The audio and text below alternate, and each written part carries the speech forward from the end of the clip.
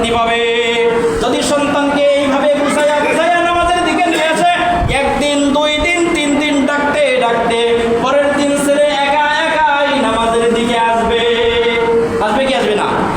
যেরকম আপনি ছেলেকে বলেছেন বাবা একটা দুটা টান দিবা যাতে করে সিগারেট টানা নিভে যায়, ছেলে যখন আস্তে আস্তে একটা দুটা তিনটা টান দিতে দিতে পুরো সিগারেট খাওয়া শিখে যায়, ঠিক তেমনি আপনি যখন আপনার ছেলেকে আপনার মেয়েকে আপনার স্ত্রীকে ডাকবেন, একদিন 2 দিন 3 দিন 4 দিন নামাজের জন্য ডাকবেন, দেখবেন 5 দিনের দিন 6 দিনের দিন আপনার ছেলে আপনার মেয়ে আপনার স্ত্রী একা একাই নামাজের জন্য উঠে যাবে।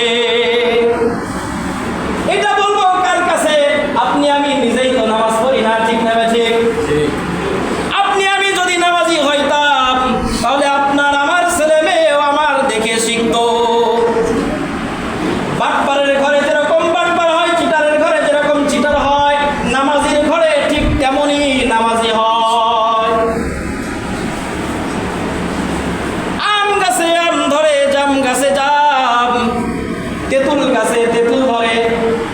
আল্লাহ তাআলার কুদরত আছে না নাই? আম গাছে যেরকম আম ধরে, আম গাছে কখনো জাম পাওয়ার আশা করা যায় না।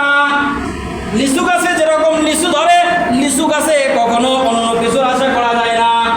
বেল গাছে যেরকম বেল ধরে তাল ধরে না, তাল গাছে যেরকম তাল ধরে বেল ধরে না, ঠিক তেমনি বাবা যদি ভালো হয় সন্তান ভালো হবে। বাবা যদি নামাজি হয়, মা যদি নামাজি হয়, তাহলে সন্তান নামাজি হবে কি হবে না? বাবা যদি বিড়ি করা হয়, ছেলে কি হবে? গাঁজাখোর হবে।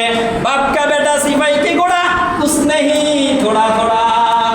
বাপ যেমন তার বেটা তেমন, মা যেমন তার মেয়ে তেমন।